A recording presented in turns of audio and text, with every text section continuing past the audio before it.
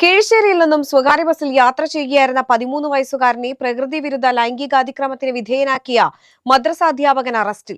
കീഴ്ശ്ശേരി ചെങ്ങിണീരി കളത്തിങ്കൽ 49 വയസ്സുള്ള Ali Askar പുത്തലൻ എന്നയാളെയാണ് Kondotty police arrest ചെയ്തത്.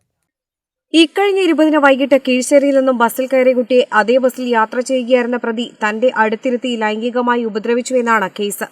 കുട്ടി വീട്ടിലെത്തിയ ശേഷമാണ് തന്നെ ഒരാൾ ഉപദ്രവിച്ചുവെന്ന മാതാപിതാക്കളെ അറിയിച്ചത്.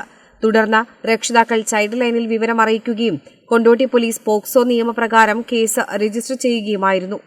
പ്രതി ആരാണെന്ന് കുട്ടിക്ക് വ്യക്തമല്ലാത്തതും ബസ്സിൽ CCTV ക്യാമറ ഇല്ലാതിരുന്നതും അന്വേഷണത്തെ ദുഷ്കരമാക്കി.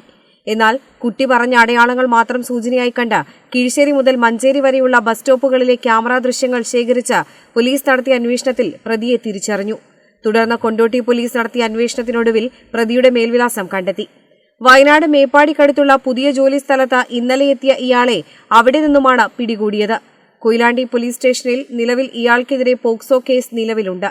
പ്രതിയെ മലപ്പുറം കോടതിയിൽ ഹാജരാക്കി റിമാൻഡ് ചെയ്തു. പ്രതിയെ പിടികൂടിയ സംഘത്തിൽ Kondotty police inspector PM Shameer, SI V Jishil, പ്രത്യേക അന്വേഷണ സംഘത്തിലെ SCPOമാരായ അമർനാഥ്, ഋഷികേശ് എന്നിവരാണ് ഉണ്ടായിരുന്നത്. കേരള വിഷൻ, കൊണ്ടോട്ടി.